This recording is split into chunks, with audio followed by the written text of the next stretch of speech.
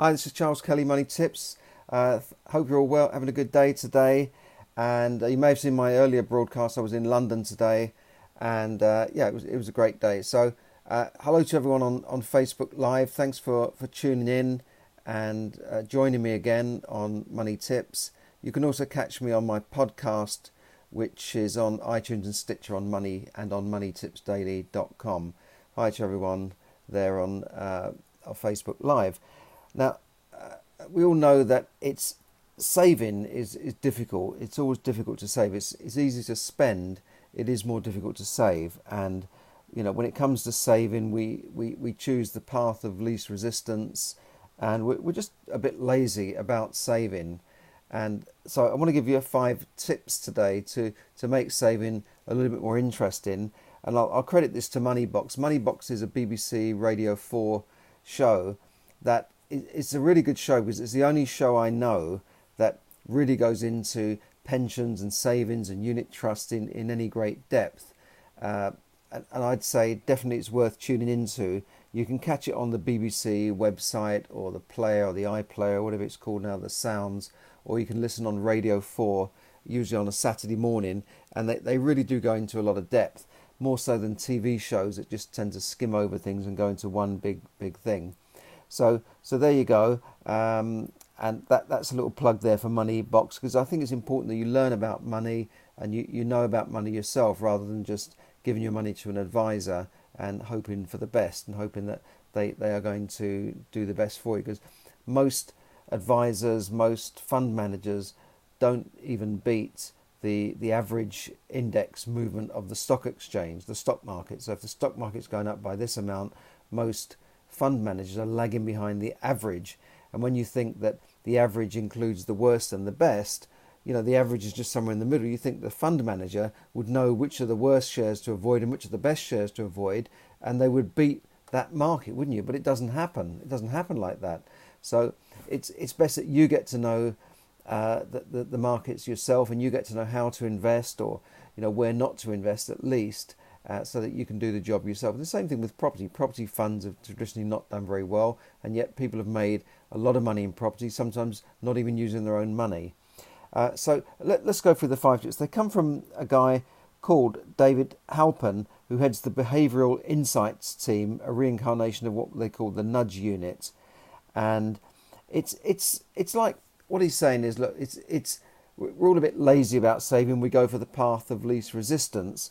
So the brain favours an approach called mental accounting, putting money into various pots which are earmarked for specific purpose. It's a bit like before people used banks.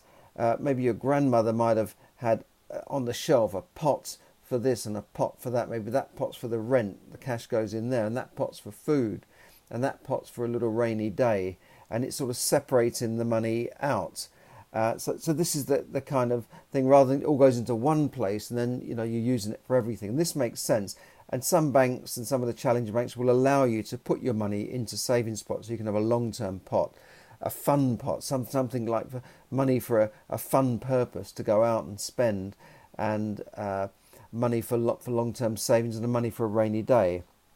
So that's generally what they're looking at, trying to almost trick your mind into making saving more interesting and more fun. Okay, so first thing you can do is have a photo of what you're saving for.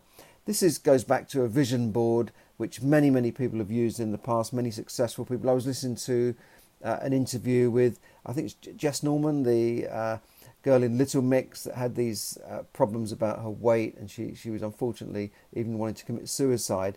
But she was talking about, and a lot of people might say, oh, she was lucky, she just got on X Factor, she was picked to go in this girl band, she just made it, she was lucky. But no, she always intended to be a pop star, and she said, it was either that or I'd just be broke. Even when she was working in a pub as a barmaid, her intention was to be a pop star.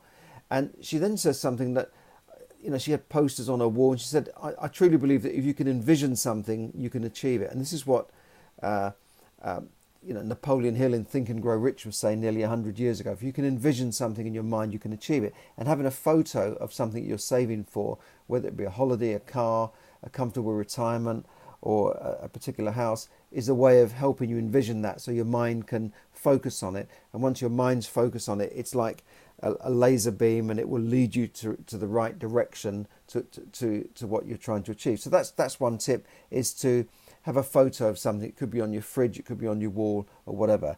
The second tip is to make saving fun. Sounds obvious, but there are apps based on how making saving fun, and I think that is important. Make saving more interesting, more fun, because spending can be fun, and saving is like when you're a kid.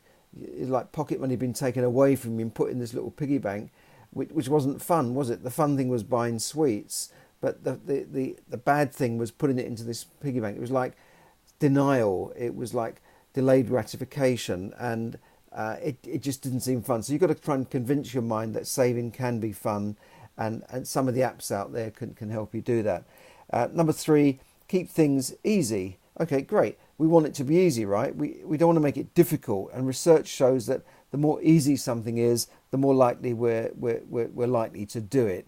So if something can be applied to pensions, employees now are automatically enrolled into a pension scheme in the workplace pension scheme. So that makes it easy. And since then, millions of pounds have gone into pensions, which would otherwise have just been spent. Okay, so that's just one way of making it easy, is to set it up as a standing order from your salary, so that, like the work-based pension, as the money comes in, on that same day you have a standing order going out for X amount, 100, 200, 300 or 10% into an account that immediately you don't touch, so the rest you spend. And that makes it easy rather than having to transfer it manually. So that's one tip to make it easy. So that's the third tip, make it easy. And they talk about rainy day money. Obviously, the people on low incomes have less ability to save because they've got not so much money, and a greater proportion of their income is going to go on things like rent and food. So it is difficult, but I think you've got to have something there for a rainy day. And I was talking about this yesterday, for when the car breaks down, because if you're on a low income, you're more likely to have an old car, and therefore that car is more likely to go wrong at some stage. You're more likely to have an old washing machine, old appliances that will eventually go wrong. So have something there for a rainy day. It's one of those pots for a rainy day. Literally, when it rains, make sure you've got something to fix the roof. And that's important, because otherwise, you're always going to fall behind. You're always going to get into debt. And there are even adverts on TV are showing us, mother and child, and the kids say, when are we going to get the washing machine fixed? Oh no, I know what I can do. I can borrow money. So she phones this number in her head, and the money's there that within an hour. But that's expensive borrowing. And if you're always going to be like that, you'll always end up paying interest to lenders, short-term lenders, rather than using that money you would have paid in interest to save the money yourself, so that you have a buffer fund set aside for a rainy day. And then the final tip there, tip 5, is to save more but without reducing your income. It's a trick known as a save more tomorrow. It's where you would set up a savings account like a pension or some sort of savings account, and build in an increase each year. And this means that you're saving more each year, but you don't see the money, so you're not missing the money. And it's just a way of increasing. And sometimes pension companies can do this. They can start a pension contribution and build in an increase each year, so that you automatically increase your savings every year without thinking about it. And you're using then the power of compound interest, because compound interest is interest on interest. So that's a good way of saving. And those 5 tips again are: use photos, use a photographic image of what you want, like a vision board of what you're saving for. Make savings fun, keep things easy, keep it simple, have it going out automatically, auto pay, salary deduction, whatever. Always have something there for a rainy day, not just you're not just saving for your retirement, but have something there for a rainy day. And then also build in increases so that you're saving more for the future automatically, and it's money that you don't see. Now, I was a financial advisor for 25 years. I've worked for banks, insurance companies, and having my own business as well.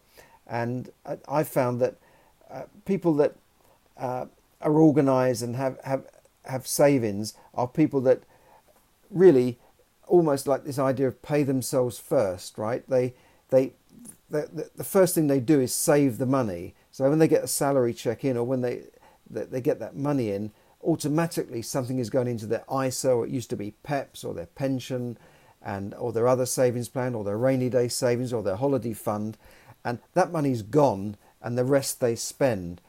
People who are broke all the time spend money, and then whatever's left over they try and save, but invariably there's never anything left over.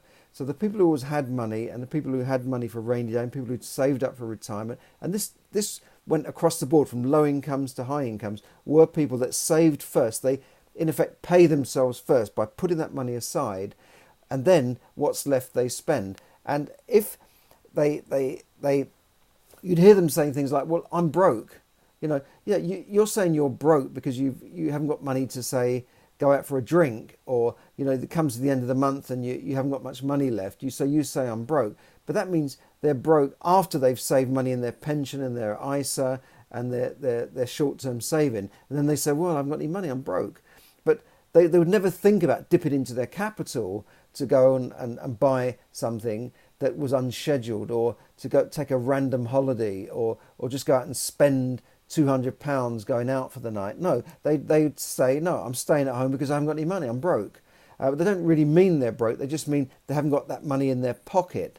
But the idea was that they would save that money first, and what was left over, that's what they spent, and that's what they lived on. And it's surprising how you can live on that by economising, by not wasting money, by thinking about what money do you spend at lunch every day, what money can you cycle to work, there's all sorts of things you can do to save money, and some of these are outlined in my book, Yes, Money Can Buy You Happiness. You can also earn a bit more money, you can generate a bit more income, and these are in the book there, but I'm giving you some other tips now, because if you don't save, as Clement C. Stone said, who was a multi-millionaire 100 years ago, he said that if a man cannot save, then the seeds of greatness are not within him. So it's an old-fashioned type of saying, but look, it's true. If you're not able to put something aside, then you'll always be broke, and when you end up, in years to come, you'll be like the perhaps 80% of people who are not going to be able to retire comfortably, and that's in America and in the UK. A lot of people are going to get to retirement and they will not be able to retire comfortably because they haven't got into that habit of saving, and they're always behind. They're always the machine's broke down, the car's broken down, so I've got no money now, I have to borrow money, I have to use my credit card. They're always in debt, they're always behind because they haven't developed that habit of saving. So you could go for a lifetime of earnings, a lifetime of pretty good income, and then end up broke and penniless. And what will you be doing then? You could be like that old man you see in the supermarket pushing 50 trolleys at once. I don't know how he does it. I don't know how he steers the 50 trolleys. I can only steer one at a time. He manages to steer 50 of them. Actually, they've got a machine now that tows the trolleys along. They must have think about these old guys that are pushing the trolleys around. Now, I joke about it, but it's true. A lot of people will not be able to retire, and they'll be working more or less until they drop, and they'll end up, on the state, living off the state or living on benefits, and thinking in the winter, do I heat my home or do I eat? Eat or eat. It's not a nice situation. So get into the habit of saving and use those 5 tips. If you want them again, I'll put them up on my website, which is moneytipsdaily.com. So thanks for listening. Thanks for tuning in on Facebook Live. Appreciate that. And check out my podcast on moneytipsdaily.com or on iTunes or Stitcher. So have a good evening. This is Charles Kelly bringing you money tips to help you save, earn, invest, accumulate and enjoy more money. Thanks very much.